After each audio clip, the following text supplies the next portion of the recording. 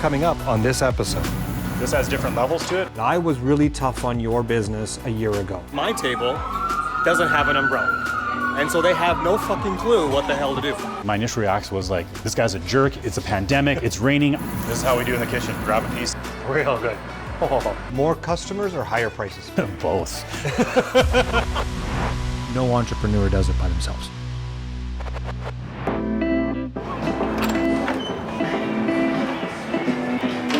Welcome. How are you? Good seeing you. This is gonna be fun. We're here at Modern Steak, and I've got the owner, Stephen Deere, here. Stephen, thank you for joining us today. I think there's an interesting thing. You're almost 3 locations now. 3 locations in a city that is known for its steak. Absolutely. And pretty much every restaurant around you and in this city has some form of steak on the menu. So you've got heavy competition. Now, when a heavy competitive industry or business like yours, I think this is a real crucial part to all entrepreneurs and business owners, regardless of what industry they're in, is that 30-second pitch, that elevator pitch that I talk about that says, why do I do what I do? What do I do? And kind of get that engagement of conversation if you're at a cocktail party or you're actually just telling people about you and your business. So I've got my stopwatch here ready. Pressure, all right. Take a deep breath, my friend. 30 seconds. Tell us what you do and why. Yeah, it's very simple. Ranch-specific Alberta beef, respecting local producers and creating a relationship that hasn't been recreated in the city before. And really something that's kind of a little bit cheesy, but we're more like Jay-Z, less like Sinatra. And those are both kings in New York, but we're different kings. And the whole idea of Modern Steak was to be modern. There was so many traditional steakhouses in Calgary, it was time to break the mold and do something different, and that's what we did. 30 seconds, my friend. Oh. So that was interesting because you caught my attention when you said they're both kings of New York. You talked about Jay-Z versus Sinatra, and you used the word modern. So help me understand why you chose that direction. When I bought my first restaurant when I was 26, I've always kind of had in the back of my mind, I want to own a steakhouse. I was very passionate about steak. My dad is a big steak lover, so we've always had steak in the house, and it was always a celebration and family thing. There was an instant connection at a very young age to food and what it does to you emotionally. Food was about family, and the food brought the family together. As my career kind of advanced and I had an opportunity to work for the largest restaurant group in the Caribbean, I was their VP of operations. So I was on a plane almost every single week in the United States, and I was meeting with all these other brands, and I would always go out to dinner, and they would quite often take us to a very nice steakhouse. But these steakhouses were nothing I've ever seen before. They were vibrant. They were playing like cool music. It was like, and I was just like immersed in this environment. I was like so enamored and excited about it. I was like, if I ever go back to Calgary, I'm going to do something like this. And so, I was at STK, and I was like, wow, the vibe and the music and the service style, it's energetic, it's fun. Carne Vino, before it shut down, I was like, boy, I really like this Italian emphasis on the steakhouse. And then spending time at Press and Napa, which is like that local and respect the land and have partnerships. And so I took these kind of 3 concepts and kind of made them my own and kind of put the Alberta influence on it. And that's how Modern Steak was born. So you've got this relationship with many businesses, ranchers and so forth. How did you establish that, and what did you learn from there? In the beginning, local was a buzzword, and I think a lot of people abused it, and it was gray area, like what is local, what is farm to table, etc. And so I saw an opportunity to do it properly. And so how it started initially was working with a couple of different people and then bringing forward all these different steaks. So I probably tasted through 30 to 40 different ranches, wow, which is a lot of meat to be eating and tasting. And they are different stories and different qualities. And, we ended up getting down to this group, and the group that we've got to is who we are with today. And then from there, it was that creation of who's behind the business, because I need to go see the property so I know that it's the truth. And so I want to be able to touch it, taste it, feel it kind of idea, because I have to be able to explain it to my team, and I need to be able to explain it to my guests in a manner that they're going to understand with a level of authenticity. So with Michael and Michelle in particular, knowing them, talking to them every day, knowing their side of the business, in COVID, it really solidified the circle. I got to support my people because I want to make sure they make it through. And those people were the most local people.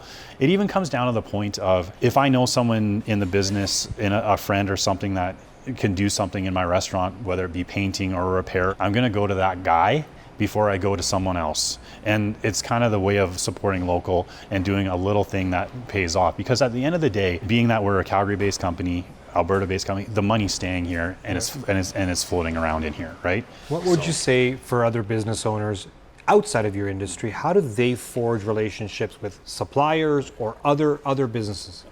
For me, it's always R&D. It's that research and development piece, and you have to have a goal, and then you got to put in the people, right? So I want to create a hedonistic steak experience with the best local quality beef on the planet. Yeah. How do I do that? Let's bring in all the people and figure it out. So if I'm doing aluminum siding and I know there's a producer in Edmonton and he or she is deemed the best in that business, I'm probably going to want, who's working with them? How do I get a hold of this guy? How do I visit? How do I make that happen? And because it's a selling point, it's a point of differentiation. And when you're saying to that person that you're putting siding on their house, is like, this is a local product and this is the best product available. Yeah. Great choice that you made. It reinforces that. And then the same thing, because the local guy is going to try to find the local steel. The local steel guy is going to try to work with the local truck guy.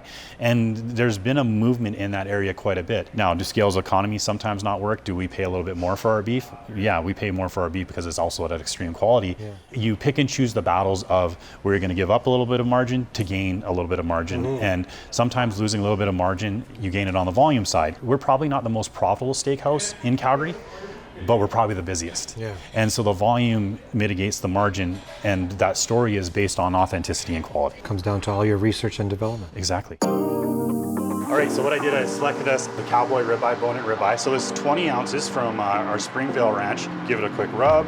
Salt from high. You're probably gonna say, oh my God, that's a lot of salt, and it's probably not enough yet. All right, now we let that sit for just a bit. You can probably almost feel the heat from here. This is so hot. So this is our 1800 degree broiler. So this is one of the pillars of our business, which is the technology piece. And what's really cool about this, it basically cooks from top to bottom. This has different levels to it. We're gonna put it on level 2. How did you find this type of technology? When I was living in the States, I saw a steakhouse that I like use this basically the same type of technology. So it was part of the research thing. So why is it that your competition doesn't do it this way? It's expensive as hell. This unit's only a single drawer with a warming. This piece is roughly $18,000. And then the double one we have at Kensington's close to $22,000. So buying a big open grill, you can get it for $4 or $5 grand. So there's equipment costs and maintenance costs.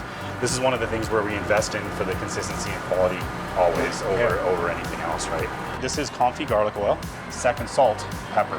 That looks delicious. Look at that. Sizzle. This is how we do in the kitchen. Grab a piece and all right. Go ahead. Real good. Oh. Where did this passion come from? I don't like to use the word passion because passion in this business is so fleeting, because you can get so excited about a concept, so excited about an ingredient, so excited about something, but it is the everyday commitment to being great, because this business is tough. It's a grind, but every day I get up, I'm committed to my business. I'm committed to doing the best I can, committed to my team. I'm committed to these things. I'm not passionate about them. I'm not passionate about my team one day and I hate them the next. Every day I wake up, I'm committed to those things. And that's why I like to use the word commitment over passion. That's a huge difference in mindset. It's interesting you mentioned that, because in my business, there's a passion to help. There's a passion to you. I think what I've caught from you is the commitment of bringing people together. Yes. Right. So under one roof, yeah, with different types of food out there, they can have a great conversation and connection. Yeah. What we like to do is how to help our customers and clients and bring them together so they can achieve their goals and their future and so forth. But you're right about it's not just passion, because sometimes you're not passionate about everything in the business, but you have that commitment that I have to do this because I'm committed to the overall goal. So I really like that. I think I'm going to steal it, actually. I think that's awesome. Yeah. I think when you look at the biggest challenges of why some business owners walk away, it's that word commitment. It is. Running a restaurant is one of the most challenging things because you're working blind. And what I mean by that is a manager or an owner cannot be everywhere. The kitchen is working independently, the servers are working independently, the host has to seat the table. Everyone's working independently, but they're all a team. Yeah. It's one of those challenges that people kind of look at and go, can I do this? Because how do I trust these people? But it comes down to systems, procedure, and training. And again, I'm going to keep using the word commitment. The commitment to making sure your structure and your policy and procedures and your training are all in place. It's not fun. No one gets excited about writing a policy and procedure manual. And that's where it comes back to commitment to be like, I gotta get this done no matter what, because it's gonna be for the betterment of my team and my guest experience by getting this done. It's interesting you say that because I've talked to hundreds, if not thousands, of business owners, and I ask them where their operations manual is. They don't have one. Yeah. In the same industry as yours as well. Yeah. Nothing written down. Right. In my business, we write everything down. We have a process, checklist, everything. And that's because if there is a nice process put in place, things go as a flow, there's less hiccups along the way, you know where things went wrong, you can do a self-audit. There's so many things you can do in that business. But there's times in your industry where you get thrown curveballs, or you get, especially during a time where, like a pandemic, customers are not the nicest ones to you. So Yes. I'll come out and I'll say that I was really tough on your business a year ago. Yep. I was up on the patio. This is before you had the covering, and you guys were putting out umbrellas, and I was forgotten by staff members. Yep. And I posted that. All right, I'm here at Modern Steak just going over what's happening here. There's a big rainstorm happening here. And what's interesting about this is that now every single table is getting pushed out and getting covered. But what's interesting is my table doesn't have an umbrella. And so they have no fucking clue what the hell to do. So, when you're running a business, look for these unexpected issues. Try to figure out what's the next step, how do you protect your customers. More importantly, what you should be looking for is knowing the policy and procedure when something goes wrong, like weather. My initial reaction was like, this guy's a jerk, it's a pandemic, it's raining, I just opened this thing up, give me a second. Yeah. And then I turned my ownership brain on, my CEO brain, which was, it doesn't matter. You have an expectation and we didn't meet it. And it doesn't matter if it's a pandemic, it doesn't matter if it's rains, it doesn't matter if I was unprepared, it doesn't matter if that new person wasn't trained. Those are all my fault, and we have to fix it and we have to be better. So you always have a choice when you get a bad review or a bad comment. For the most part, the guest is telling you what they want and what they want you to do, and you can take that in and make it work for your business and that guest, or you can say they don't know what they're talking about and keep doing what you want to do. What I loved about it was how you responded immediately to me on social media, how you looked at what the problem was, and how you decided to solve that problem. And that's a lot of capital injection you put into that. Yes. One of the things we added, and I talked to you about, is that we added all this awning, so if there's rain or anything like that, we can cover people off. That was our big purchase late last year. So you made that change, that commitment that you keep on talking about. And I think no matter what industry a business owner is in, if you are going to be client facing or customer facing, understand what your customers need, and you address that quite well. As long as you're listening and you're adapting and making the changes that you need to do, but I always say staying within our lane. We play a certain type of music at a certain volume, that's our concept. But if someone come and said to me, can you please turn the music off or turn it down or change it? Yeah. Unfortunately, the answer is no, because everyone else is here for that and that's who we are. So, some things you need to shut out and some things you need to focus on, but you have to be able to take the emotional aspect out of those things and look at them with, a clear mind and decide what you're going to move forward on. With over 30 years of industry knowledge, what have you learned that you would do differently then from what you know now? You're gonna laugh at this, I wouldn't open up a steakhouse. Really? Yeah, and I know that's mind-blowing because we've had success, we're expanding, but the truth of it is, I was a little naive when I said I want to open up a steakhouse in Calgary. Steakhouses are legacy brands. People are so brand loyal, and some of the steakhouses, you're going on almost 3 generations of people eating there. Yeah. My grandfather took my dad there, my dad took me there, and I'm going to take my children there. And it becomes that thing of family again, food bringing family together. So for us to break through this market, we had to be more creative, more dynamic, and do things that no one else would do. And one of those big things was buying a bull and having our own line of prime grade Alberta beef that no one else can get. Yeah. People always ask me, it's like, oh, if I open up a steakhouse, I was like, I wouldn't do it. And it's not because I'm scared of competition. I just know how hard it is, and I've seen so many people fail at it. So in my industry, 80% of, we'll call them rookies that come into the business, fail within the first 5 years. It is a literally eat what you kill kind of business. And what you're looking for is not only a experience for your customer, but you have to provide a certain type of knowledge and advantage versus the rest. Yes. In both of our businesses, our industries, it is easily known that you could be replaced by another one just like that. Yeah. Because people believe a steak is a steak is a steak. Yeah, That's not true. not even close. But that's the problem that we have, is that the education of what you taught me in the kitchen, Yeah. I wouldn't have never known if I didn't come into your kitchen. Yeah. In the new restaurant world versus the old restaurant world was if you cook really good food, you're probably going to be pretty successful. Service can be average, atmosphere can be average because we go out for food. Yep. Over time, it became food and service. And now it is food, service, and atmosphere. And then the fourth dimension, kind of like the umami idea, is how does it make you feel? Part of the world is, well, we don't want to eat meat, we don't want to do this, we don't feel good about that. They feel good knowing that we actually have a relationship. We know how the animals are treated. Our staff have been to the ranch. They've touched the animals. They've met Premium Our Bowl. They have all these things in their tool belt. So they have a level of authenticity that makes people feel good about spending money in our place because they know who they're supporting and exactly where that's going. That type of change and the evolution happened also in the coffee industry. From when you Yeah. can sell, coffee at pennies to the cup Yeah. to now, some people spend tens to not $20, $30 a cup Yep. because of the experience and what it makes that person feel. Do you believe that's happening in other industries as well? I think so. A story I like to tell actually to really illustrate this point is when we were doing the training for this location, we had a morning training group and a night training group. And the idea was if you have a day job or a night job, you can flip into the other training. And just by luck, the morning training group was younger people, mostly millennials.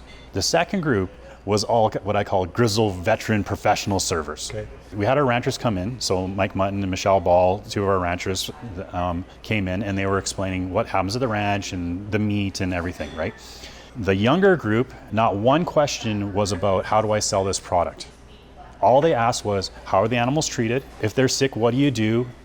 Every question that they had was about animal welfare and feeling good about selling the product. The night group did not ask one question about animal welfare, and it was, how do I sell this? What does it taste like? What's my hook to get the guest to order this? Why is it special?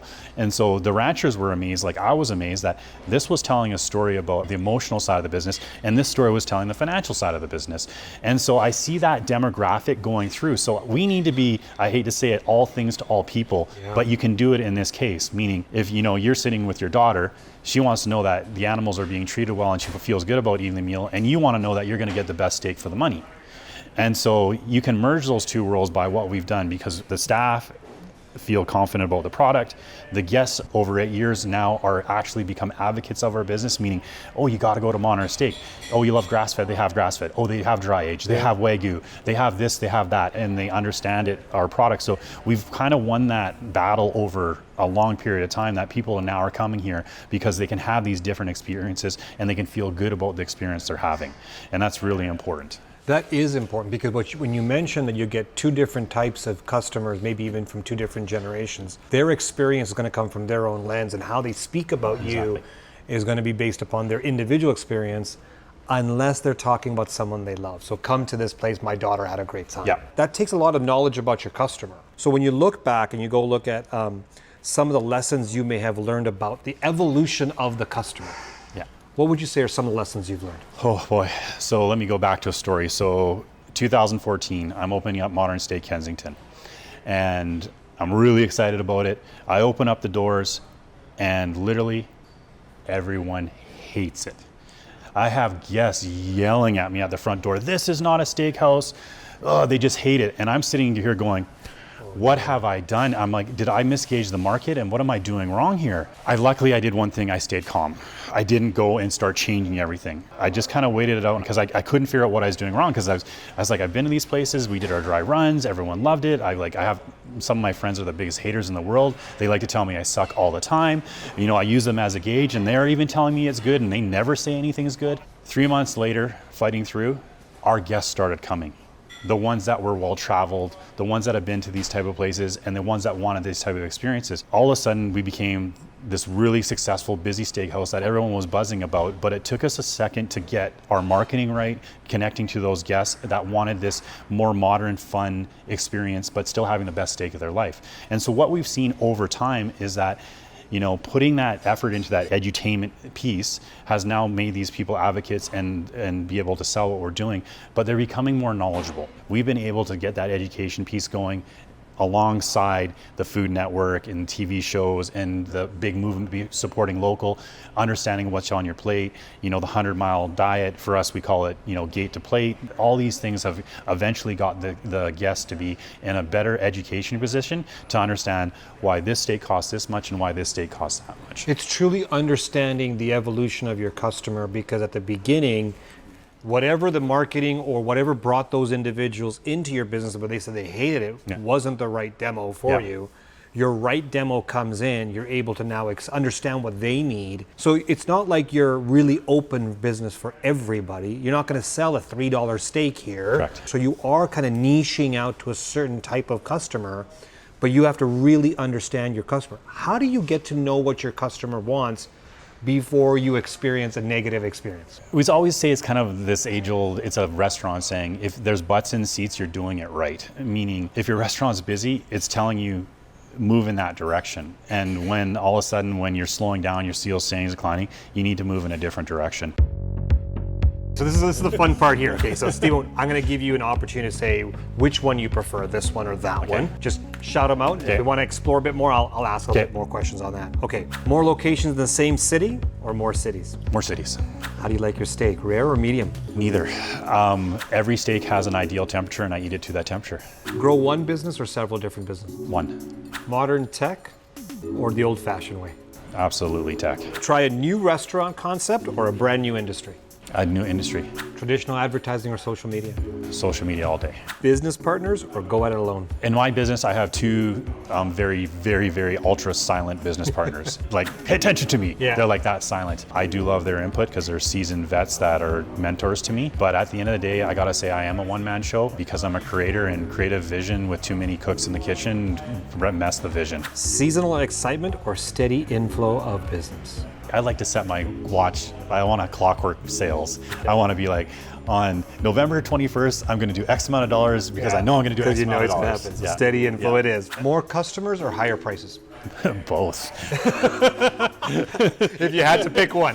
More customers, and there's a psychology behind that. Maintaining staff morale and levels and cash flow is butts in seats, and if we had a higher price point and less people here, it would actually be harder to retain staff, and you get the food was good, but it wasn't that busy. Because you're committed to your team. Right. We always want to create a vibe and emotional response to all the things that we do, and more customers do that, more money does not create that. Would you prefer to be disorganized and growing faster, or organized and growing slowly?